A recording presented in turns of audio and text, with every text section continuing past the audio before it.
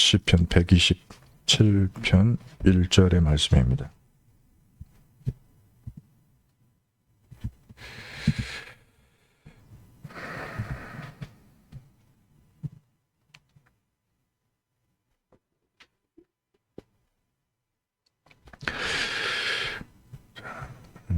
찾으신 줄 알고요.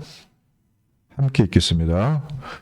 여호와께서 집을 세우지 아니하시면 세우는 자의 수고가 헛되며 여호와께서 성을 지키지 아니하시면 파수꾼에 깨어 있음이 헛되도다. 아멘. 자, 오늘 말씀의 제목은요, 집을 세우시는 하나님의 말씀이라는 제목입니다. 제가 제목을 정한 것 같지만은 하나님께서 선택하셨으리라 그렇게 믿어집니다. 왜냐하면 이 말씀이 이번 주 강단 말씀에 연결이 돼서요. 너희도 산돌같이 신령한 집으로 세워지고 예수 그리스도로 말미암아 하나님이 기쁘시게 받으실 신령한 제사를 드릴 거룩한 제사장이 또 될지니라, 이렇게 말씀을 우리에게 주셨습니다. 이 신령한 집을 세우시는 분은 누구신가? 하나님이십니다. 그리고 이 말씀을 지키시는 분이 또 누구시냐? 하나님이십니다. 그래서 오늘 우리가 무엇을 바라보면 되느냐면, 말씀을 주시는 하나님의 그 은혜, 그리고 하나님은 말씀을 주실 때요, 반드시 사랑의 마음으로 주신다는 거, 그거를 붙잡기를 원합니다. 그리고 하나님의 말씀이 이루어지는데 좋은 것이 이루어져야죠. 그죠? 근데 하나님이 말씀하실 때 꼭 보면은 우리가 좋은 은혜를 놓칠 만한 것을 놓치지 말라고 이 경고하신 것도 있어요. 그것도 언약이거든요. 하라 한 것도 언약이지만 하지 마라 한 것도 언약이라고요. 그래서 이 모든 것을 너희에게 주었다, 그것도 언약이지만 동상 가운데 있는 나무의 열과는 먹지 말라, 그것도 언약이라고요. 그래서 우리는 그 언약을 정확하게 붙잡아야 됩니다. 그래서 오늘 하나님은 집을 세우기를 원한다는 것이 언약입니다. 그런데 서론에 보니까 집이 무너진 사람이 하나가 있어요. 대표적인 사람 한 명만 말씀드렸습니다. 그 사람이 솔로몬이에요. 솔로몬의 아버지가 어떤 사람입니까? 하나님의 말씀을 주야로 묵상한 사람. 그리고 이 솔로몬 왕을 낳을 때까지 많은 어려움 속에서도 말씀을 붙잡고 창세기, 출애굽기, 레위기, 민수기, 신명기에 약속하신 모든 말씀을 체험한 사람이에요. 구원을 체험하고 함께 하시는 것을 체험하고 어떤 문제 속에서도 나를 회복하시고 한 번 말씀하신 것은 끝까지 지키신다는 거, 그거를 체험한 다윗인데, 이 사람의 자녀 솔로몬에게도 하나님은 약속을 하시잖아요. 뭐라고 말씀을 하셨냐면은 열왕기상 11장 2절에요. 축복을 하셨지만 하나, 모든 축복을 다 받은 게 열왕기상 10장까지입니다. 진짜 열왕기상 10장까지 성경 읽어보시면 솔로몬이 받은 응답은 어마어마했어요. 전 세계의 왕들이 다 인정하고 무릎을 꿇고 박수를 치고 진짜 너무너무 대단하다, 하나님이 이렇게 축복을 하실 수 있나. 이 왕에게 하나님이 한 가지를 말씀을 하셨네. 뭐라고 했냐면, 여호와께서 이스라엘에게, 자손에게 말씀하시기를 너희는 이방 민족하고 통혼하지 말며 그들도 너희와 서로 통혼하게 하지 말라. 이건 서로 결혼을 하게 하지 말라. 그들이 반드시 너희의 마음을 돌려서 그들의 신들을 따르게 하리라. 이것 때문에 하나를 딱 말씀하신 거죠. 이 솔로몬의 결혼을 좀 조심해라 하고 말씀하시는 거예요. 솔로몬아, 너는 결혼을 조심해야 돼. 다른 거는 다 됐어. 근데 자꾸 결혼할 때 조심해라. 그랬는데 솔로몬이 이 11장 2절 보면 그들을 사랑하였더라. 자기 마음은 사랑하는 걸 어떻게 해요? 그러면 말씀을 따라야 될까요? 마음을 따라야 될까요? 말씀 따라가야 되는데 이 솔로몬이 그게 안 된 거예요. 마음을 따라가게 되는 거예요. 얼마나 따라갔냐? 숫자를 셨어요. 여자 숫자. 아이, 정식 결혼한 것만 700명? 정식 혼인만? 결혼도 안 하고 너 너무 마음에 든다. 요것만 300명. 줄 서버렸어. 얼굴 기억도 못 할 거예요. 근데 어떻게 해요? 이 마음에 이런 마음을 먹은 걸 어떡합니까? 그냥 말씀은 이루어지죠. 그 말씀은 이루어지잖아요. 그 말씀이 어떻게 됐냐면 말씀에 경고를 한 대로 그들의 신들 너희의 마음을 돌렸어. 마음이 돌려가 버렸어요. 그 결혼 때문에 그들의 신을 따라 버렸어요. 누가? 이제 솔로몬이 여자 따라 마음이 신을 따르게 됐어. 그래가지고 전국에 1000개의 신당이 생겨요. 숫자 최소 신이 1000개면 신당도 1000개죠. 최소. 근데 그 사람들이 데리고 올 때 모든 신하들, 쫄개들 다 데리고 온단 말이죠. 그 사람들이 나름대로 전부 자기 집에서 망대 세운다고요. 그러면 하루아침에 이스라엘 전국에 수천 수만 개의 망대가 마귀 망대가 쫙 세워진 거예요. 그거 언약 하나 때문에, 언약 하나 어긴 것 때문에. 근데 이제 결과가 뭐냐면 솔로몬의 후손들과 집이 어려움을 당한 거죠. 그 왕가가 두 개로 쪼개지게 되고요. 나라가 두툼하게 나고 자손들이 어려움을 당하게 됩니다.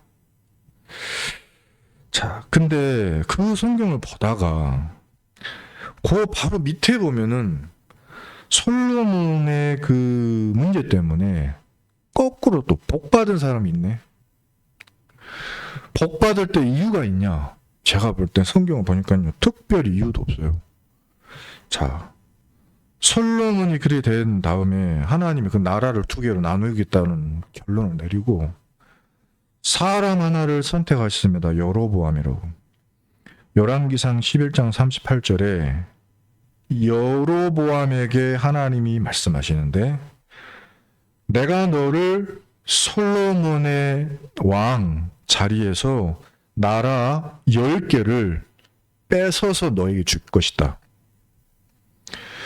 솔로몬은 유다 민족 단 하나만 가지게 될 거다. 네가 10나라를 다스릴 것이다.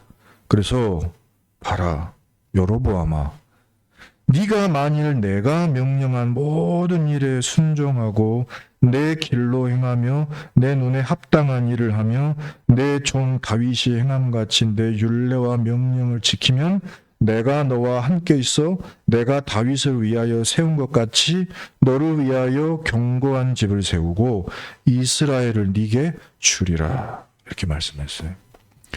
여로보암이 뭐 대단한 일을 한 사람 아니고요. 솔로몬이 하는 일을 아주 성실하게 잘 감당한 좋은 신하였어요. 그것밖에는 특별한 게 없습니다. 성실하고 솔로몬 왕을 이렇게 잘 따르고 나라를 위해서 잘 헌신한 사람 그뿐인데 하나님은 이 사람을 선택해서요.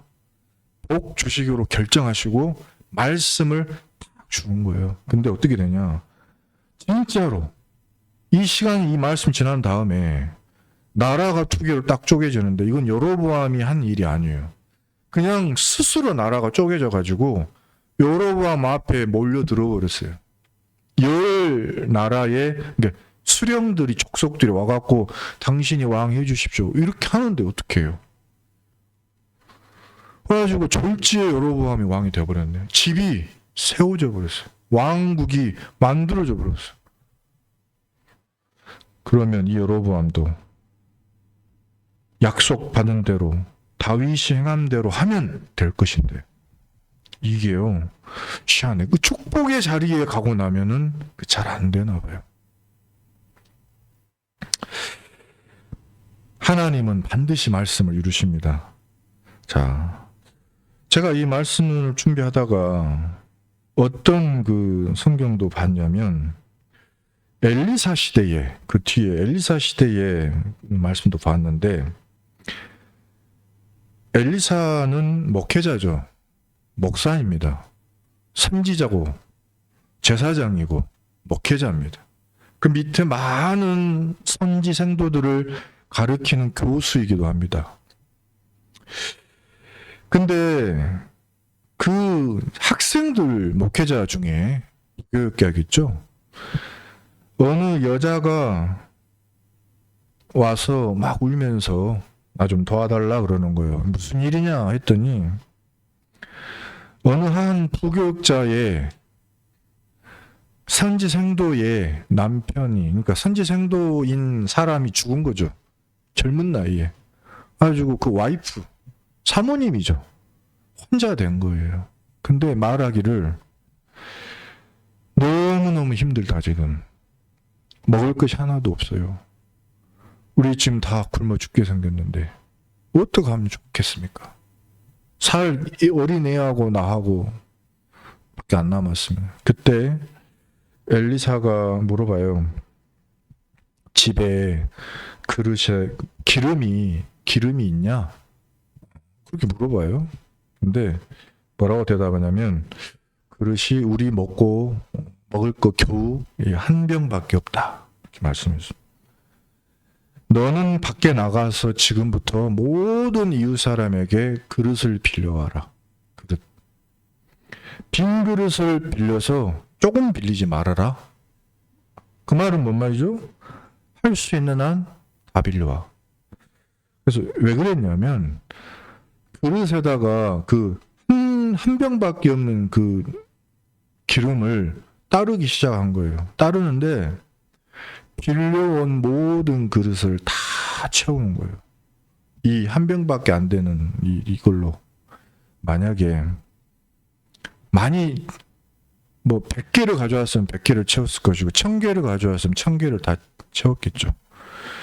더 가져오라니까 하는데 없습니다. 이렇게 말하는 거죠. 근데 그 순간 여기서 나오는 기름이 그 순간 딱 그쳤어요.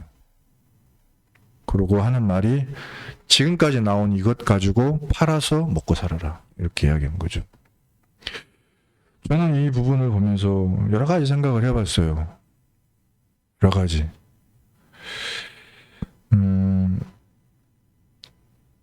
만약에 우리가 그릇을 많이 준비하면 어땠을까? 우리의 삶 속에 이 그릇이 준비되어 있나? 준비 안 된 경우가 많이 있는 것 같다. 그리고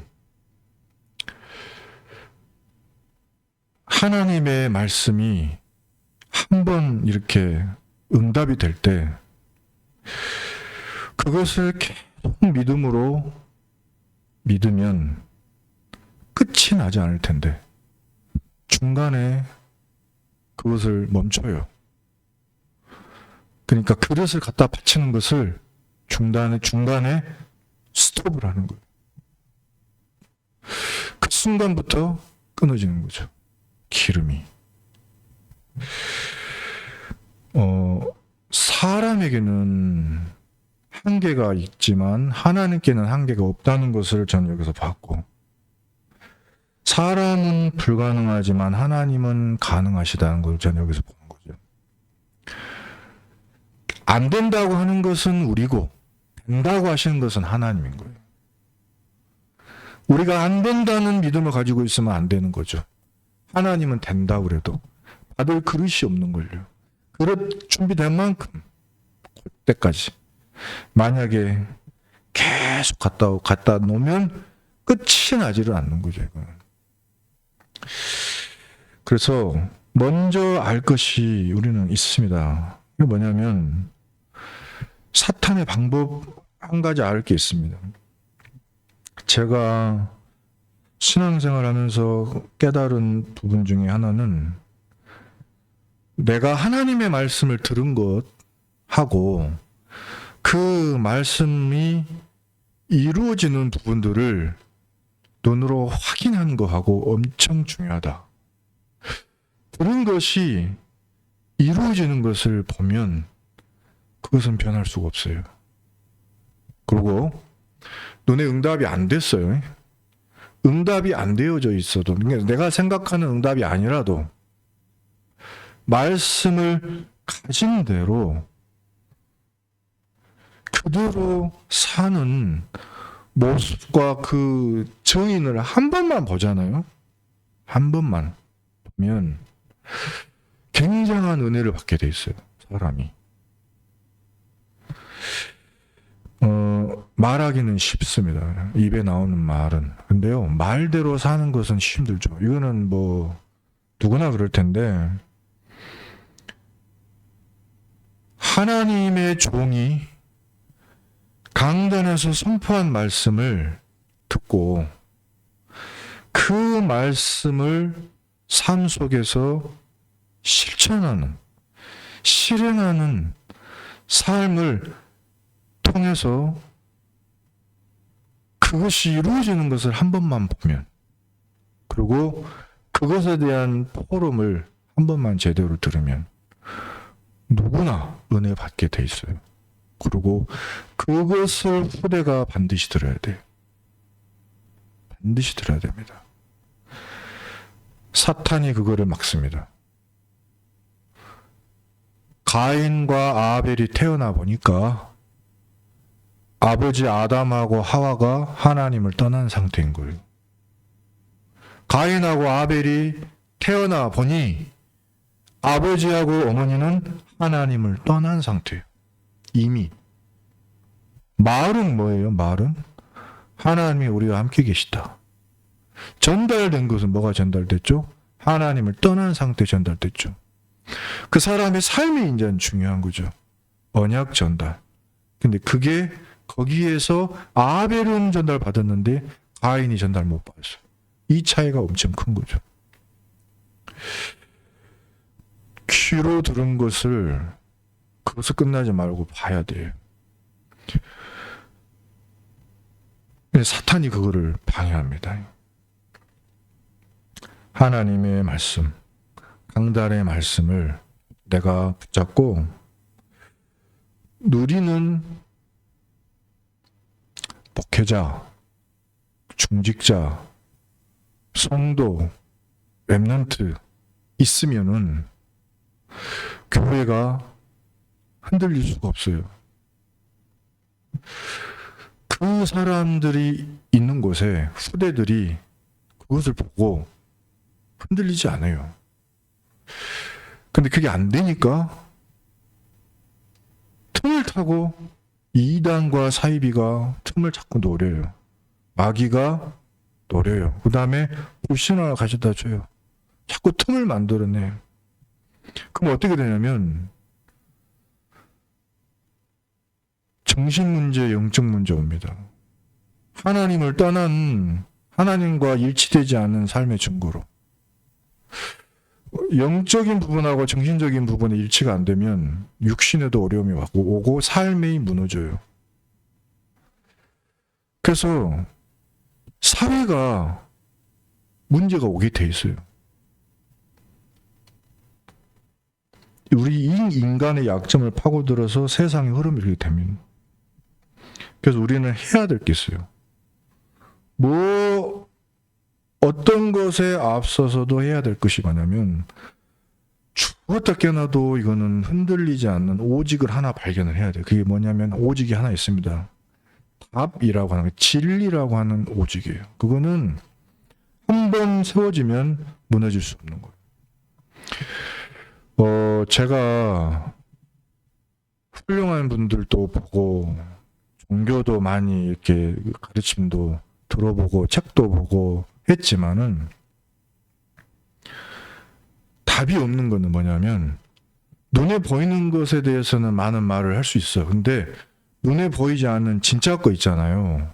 예를 들면은 행복. 네. 사람 얼굴 보면 알거든요. 그건 속일 수가 없어요. 훌륭한 말을 해도 행복한 사람의 얼굴과 모습은 그거는 카피가 안 돼요.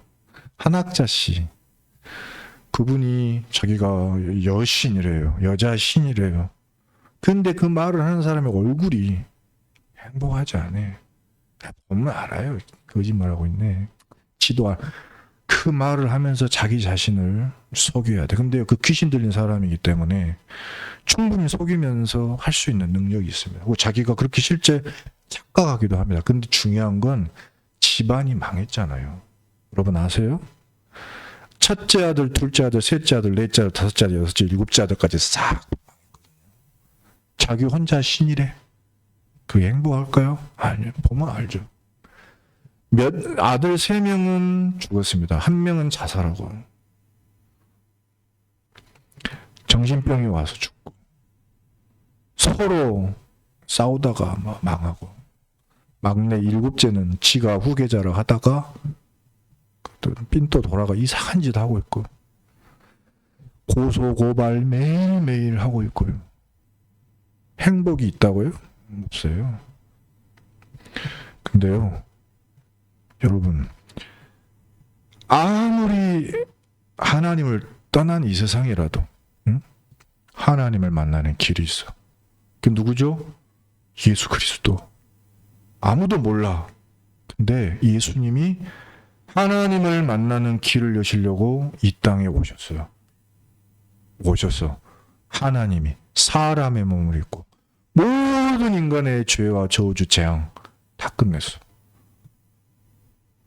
십자가에 못 박혔어.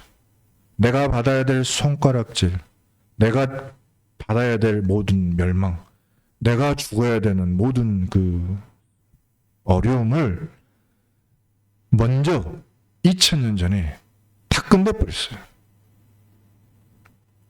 지금 내가 당하는 문제는 뭡니까? 지금 내가 당하는 문제는 벌 받는 게 아니에요.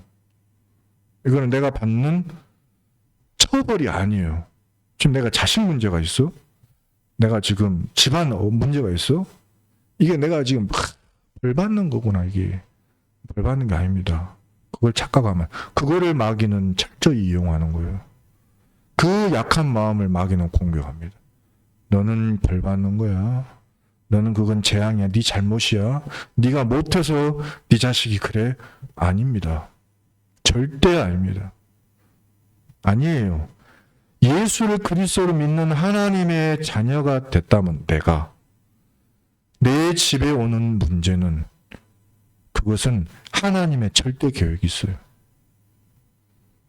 시대적인 말씀이 끊어지는 시대가 왔어요. 제사장들이 다 하나님을 떠나가지고 지 멋대로 해. 엘리 대제사장부터 그 홈리 비나스가 엄마 떠나서 나 혼자 여기 있어. 나 자식이 없는 나는 엄마야. 문제죠. 아니면 자식을 이제 막 낳았는데 하나님한테 뺏겼어. 그럴 수도 있겠죠. 시간이 지나버렸어요. 시간이 지나야죠. 근데 한나는 죽었습니다. 한나는 죽었어요. 사무엘이 어떤 일을 했냐 이거예요.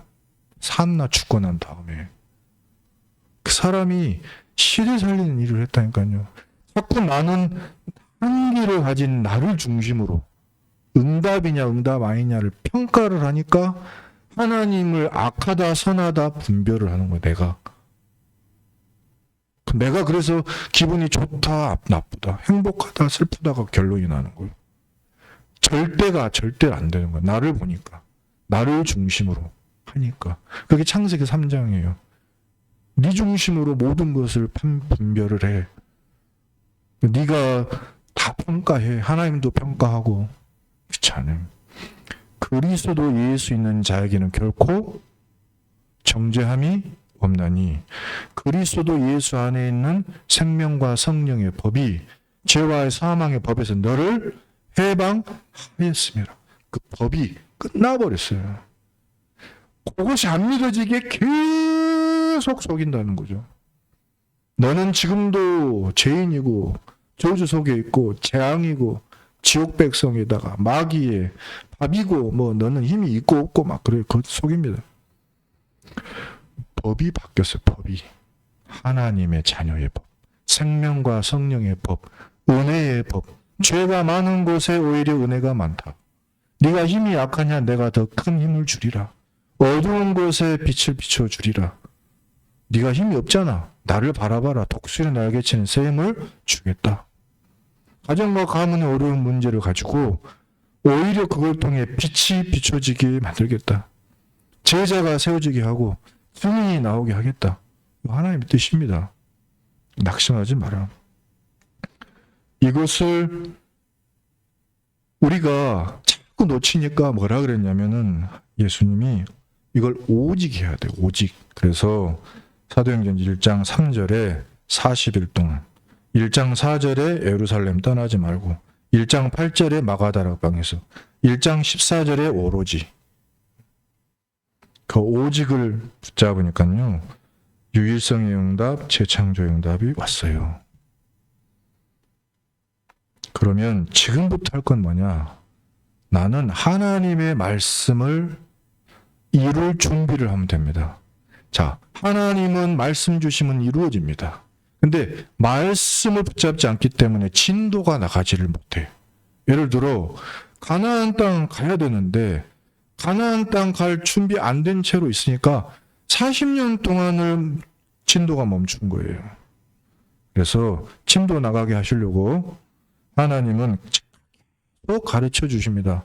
성막 세우고 어쩌고 자꾸 어디도 가게 하고 어디 앞에 가게 하고 해가지고 그래서 우리한테 보여준 게 뭐냐면 지금부터 언약을 먼저 잡아라. 언약. 그리고 두 번째는 언약을 잡았으면 그것을 비전으로 미리 봐라. 이걸 그냥 볼 게 아니고 이건 내 비전이 된다. 그 다음에 세 번째는 이것은 반드시 이루어진다고 기뻐해라. 지금부터. 꿈으로 여겨라. 네 번째는 이게 확실하게 이미지로 형상화가 될 때까지 누군가 조각을 해서 동그란 석고의 석고가 그냥 네모나게 그냥 생겼는데 이거를 이게 파기 시작하면 어느 날 이 모양이 나오잖아요.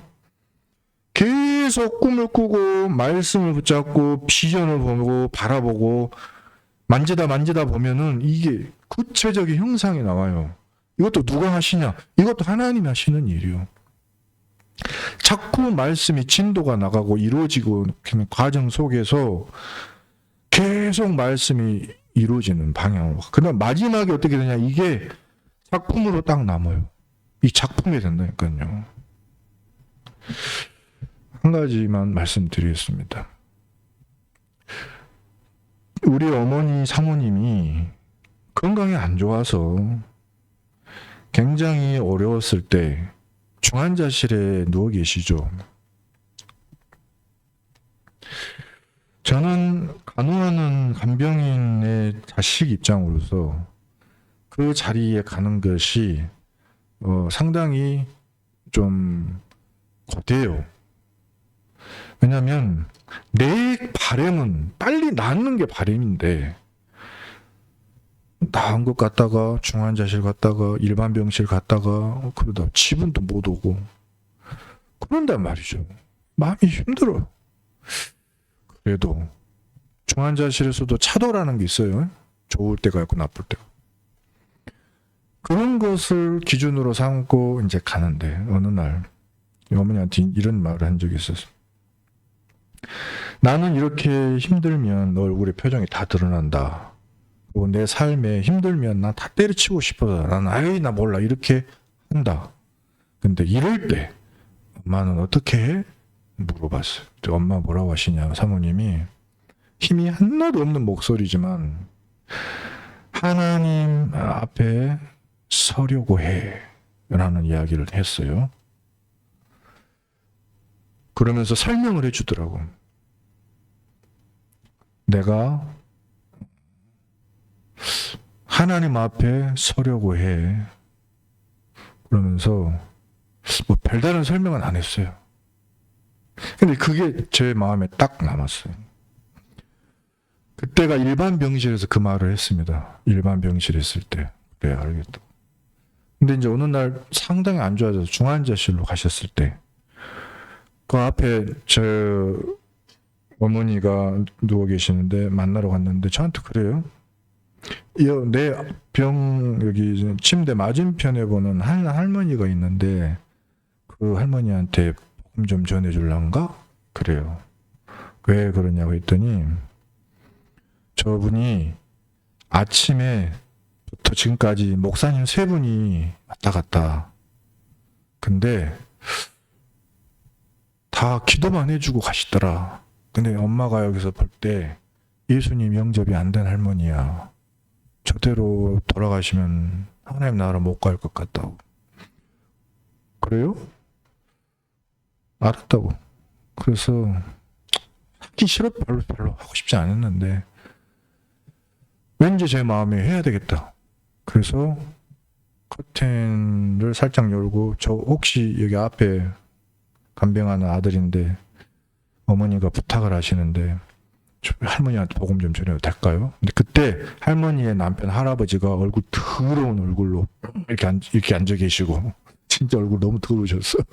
죄송하지만 그분의 아들이 굉장히 인텔리 같은 모습으로 깐깐하게 서 있고 옆에 딸인 것 같은데 눈물을 막 흘리고 있어. 근데 제가 그 말을 했을 때 딸이 예 라고 하고요.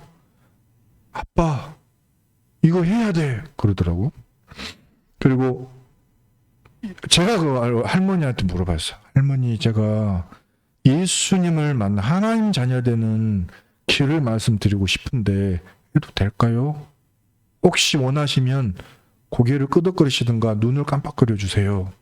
그냥 말을 못하니까. 근데 그분이 눈을 깜빡이면서 고개를 이렇게 하셨어요. 그래서 짧지만 하나님을 만나는 길 예수 그리스도 전했습니다.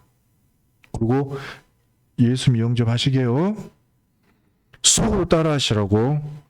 그래서 예수님을 내 마음에 영접하는 기도. 하나님의 자녀가 되는 기도. 평생 하나님 몰랐지만 이제 하나님을 만나서 그리스도 예수로 구원받는 그 기쁨에 대해서 영접기도 했어요. 사단에게서 결박되고 사단이 떠나가고 하나님 자녀 되는 기도. 천사가 도와주고 하나님 만나는 천국 가는 기도.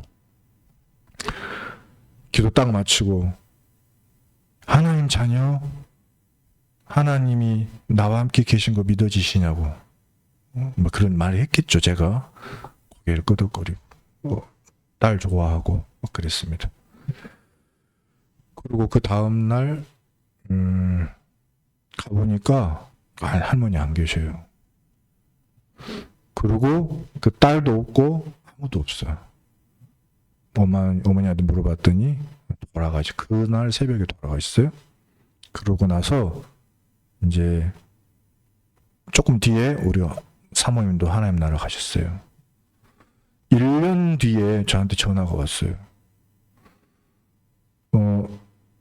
유성방 목사님 우리 교회에 있냐고.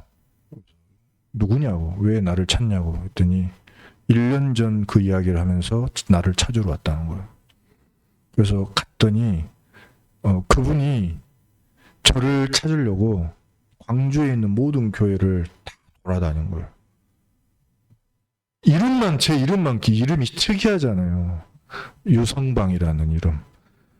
그리고 나이가 어느 정도 된다. 그것만 짐작하고 다 찾으러 다니 저를 찾았어요. 1년 만에 저를 찾았다더라고요. 그래서 오늘은 못 만나니까 다음 주에 오겠다 그러시더라고요. 근데 올 때 그 다음 주 만났는데 자기 딸 자기 아들, 군대에 있던 아들 휴가 나왔는데 데리고 오시고 자기 교회에서 전도팀이라고 데리고 오셨더라고. 이게 뭐냐고 물어봤더니 자기가 그날 우리 어머니가 하나님의 자녀되고 천국 간 게 확실히 믿어졌다.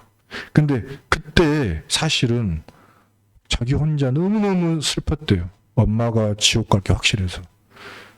목사님들이 오셔서 그냥 기도만 해주고 가시더라. 자기도 그걸 느꼈어. 근데 누군가 문 열고 들어와서 그 사람이 그 전에 하나님한테 한 기도가 뭐냐면 우리 어머니가 만약에 구원받는 증거를 주시면 자기는 평생 하나님 앞에 전도자로 살겠다고 했는데 문 열고 제가 들어온 거예요. 그 자리에. 그래서 그날 이후로 교회 안에 전도팀 만들어서 전도를 하고 그래서 좀 한 6, 7분을 데리고 오셨더라고. 그런 일이 있었어요. 제가 제 귀로 들은 전도자의 삶을 제 눈으로 본 거예요. 어디에서? 중환자 시리즈만 이제 봤어. 그거를 제가 1년 뒤에 체험을 했어. 그리고 이게 재생산이 되는 것도 느꼈어요. 우리는 하나님의 말씀이 이루어지고 작품이 되는 것까지 체험하면은 절대 흔들리지 않습니다. 흔들리지 않아요. 우리 후대가 그거를 봐야 돼요. 그러면 이거 3가지. 사단이 우리를 방해한다는 거. 우리는 오직이어야 한다는 거. 그리고 이 말씀 붙잡아야 한다는 걸 갖고 어디를 가야 되겠어요? 내 집에 가야 됩니다. 내 업에 가야 됩니다. 미래를 향해 가야 됩니다. 이번에 추석에 성도들, 우리 성도님들, 자녀들 모이고 할 텐데요. 그때 이걸 꼭 해줘요. 뭐냐면, 오히려 많은 이 믿음의 말을 한 것보다도 일치시켜주면 좋아요. 내가 잘 안 되잖아요. 그러면 그거를 솔직히 이야기하지만, 하나님이 하시지 않냐라고 하는 부분들을 이거를 틀리지 않게 해주면, 일치시켜주면 돼요. 나도 믿음이 적지만은 하나님이 하실 것을 믿는 그거하고 연결을 시켜줘야 돼요. 근데 내가 하는 말은 100%의 믿음인데 하는 행동은 0%의 행동을 보여주면 그 속에서 불신앙이라고 하는 게 나와요. 그러지 말고 50%밖에 안 되면 나머지 50%는 하나님이 채울 줄 믿고 그것만 고백해도 됩니다. 그것만 일치시켜도 은혜 받게 돼 있어요. 우리 후대들이 정말로 우리 부모님들 또 우리 중직자를 통해서 말 들은 것과 본 것과 체험한 것이, 누리는 것이 일치된 그런 증인들이 꼭 세워지기를 바라고 함께 기도하겠습니다. 은혜가 풍성하신 하나님 아버지 감사합니다. 집을 세우시는 우리 하나님의 은혜가 우리 모든 성도님들의 가문에, 가정에, 집에 임하게 하여 주시옵소서. 오직 모든 재앙을 해결하신 그리스도께서 우리에게 확실한 답으로, 진리로, 생명으로 우리와 함께 계십니다. 저주, 재앙, 사탄, 지옥의 모든 것을 무너뜨리시고 우리와 함께 계십니다. 이 축복을 반드시 후대도 알 수 있도록 우리가 이 믿음의 겸손한 증인이 되게 인도하여 주시옵소서. 이번 추석 명절의 흑암은 완전히 떠나가게 도와주시옵소서. 후손들이 우리 중직자들 부모를 보고 정말로 하나님이 우리를 얼마나 사랑하시나 볼 수 있는 그런 은혜가 있게 하소서. 예수 그리스도 이름으로 기도드립니다. 아멘.